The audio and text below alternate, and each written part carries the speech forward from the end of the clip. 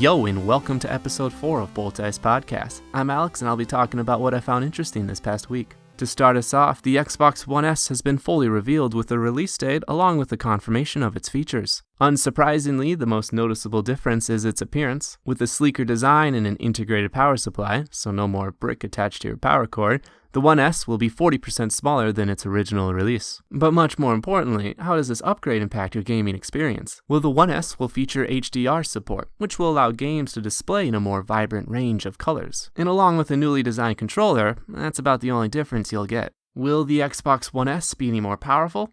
Meh, only slightly. Just enough so that developers can implement HDR support. However, with an upgraded HDMI port, the One S will feature 4K video streaming and Blu-ray compatibility. And along with a few other minor improvements and additions, that about sums up what's new. To newcomers, the One S is an obvious choice over the original. But what about those pre-existing owners? On paper, all these features sound great, but there's a few cliff notes that you should be aware of. For starters, HDR needs to be integrated into the game, so older releases won't feature it. And even if it did somehow work like that, you would need an HDR-compatible TV. Another hurdle is that 4K or Ultra HD Blu-rays aren't exactly mainstream right now, so it'll be a while until you can find compatible movies. Lastly, and this might only affect a minority of Xbox owners, but your current Kinect won't be compatible with the One S, and you'll need a $40 adapter to get it to work. It is true that Microsoft is offering a free adapter to current Xbox One owners, but I just think it's funny how much they've dropped the Kinect. So I don't think current One owners have any reason to upgrade. If you think differently or I've messed something up, let me know. Whether you're interested in the console or not, it's coming out August 2nd. The 2TB version will cost $400, with lower storage and pricing options available later in the year. If you're still just itching to upgrade, well, don't worry, Microsoft has got your back. They've stated this week that they're really serious about 4K gaming with Project Scorpio. Releasing in the holiday of 2017, Project Scorpio is the next big leap that current Xbox owners should be looking forward to. Microsoft, dubbing the console a beast, is hoping to deliver true 4K gaming and a high-end VR experience. Project Scorpio is packing 6 teraflops of computing power, which is more than 4 times what the current Xbox One is offering. What is a teraflop? I didn't know either, but luckily GameSpot's got us covered with a cool article. Simply defined, as the article states, a teraflop is a unit of computing that represents a trillion floating point operations per second.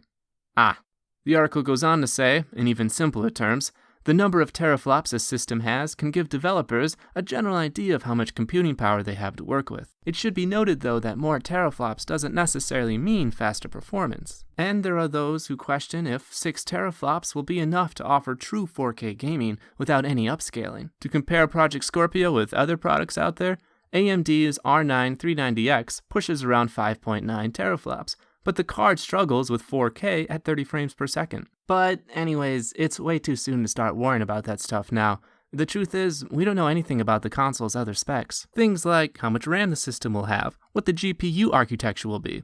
There's a lot to be revealed. Anyways, enough talking about the future. For my next topic, we're going to be taking it back to what many would call the golden era of JRPGs. Am Setsuna, developed by the newly formed Tokyo RPG Factory, released last Tuesday. So what is this game? Well, I'm sure you've heard of some people long for the return of narrative-driven, turn-based RPGs. I've heard it, I bet you've heard it, and apparently Square Enix has heard it as well. So they decided to form a new studio, Tokyo RPG Factory, with the sole purpose of developing classic role-playing video games. To kick off this concept, they decided to create a game that would take heavy inspirations from Chrono Trigger, due to it being a favorite amongst the development team. Am Setsuna follows the story of a young girl who embarks on a journey that will eventually lead to her death. In a land covered in sorrow and a whole lot of snow, a sacrifice is needed every 10 years to maintain peace with a murderous fiend. Setsuna is the one chosen, and with her safeguards, she travels to the ceremony of sacrifice. To give some details on the gameplay, battles initiate seamlessly on the area that you're exploring. As mentioned earlier, combat is turn-based, and you can choose between 2 battle modes, ATB and Wait.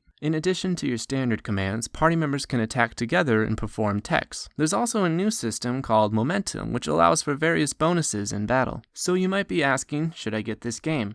Well, the answer to that depends on whether or not if everything I just told you sounds familiar. The story of Sacrifice borrows a lot from Final Fantasy X, and the gameplay is purposely reminiscent of Chrono Trigger. And there lies the heart of the problem with a lot of reviewers. The game doesn't take a single risk, so for a lot of fans of the genre, Am Setsuna won't bring anything new to you. Some people might argue that it was never meant to be this groundbreaking RPG, but I find that a real waste. There's a beautiful crafted world there, and the core theme of sorrow is underutilized in gaming. There's also been criticisms of its environments, and that they're too monotonous. To create a world fitting of the theme of sorrow, the land is constantly covered in snow. Snow-covered forests, snow-covered villages, everything surrounded by snow-covered mountains. You can probably imagine the problem. But I like that. I like its dedication to consistency and to its theme. What's also interesting is that the game's soundtrack exclusively uses the piano, in hopes to better capture the expression of sorrow. The tracks are performed by Randy Kerber, whose previous works include Forrest Gump and the Titanic. I think that's pretty cool. Going back to the environments, I think the developer made the right call keeping all the areas snowy. It's definitely a risk and boredom might set in, but it enables a more coherent story and I appreciate the developer's boldness. To sum up, I know the game is marketed as a nostalgia trip for fans, but I think it would be better played by newcomers of the genre. Am Setsuna is a great entry-level JRPG. It exposes you to turn-based combat and how Japanese developers style their worlds and narratives. That's just my opinion, so let me know what you think. What's not an opinion is what I played this past week. Continuing with my playthrough of the Legend of Zelda series, I just beat A Link to the Past. I would love to tell you more about it, but I'm actually going to save this talk for a future podcast where I look at the first 3 Zelda games. Well, that's all for me, guys. Thanks for listening. I hope you enjoyed my ramblings, and I'll see you right here next week. Peace.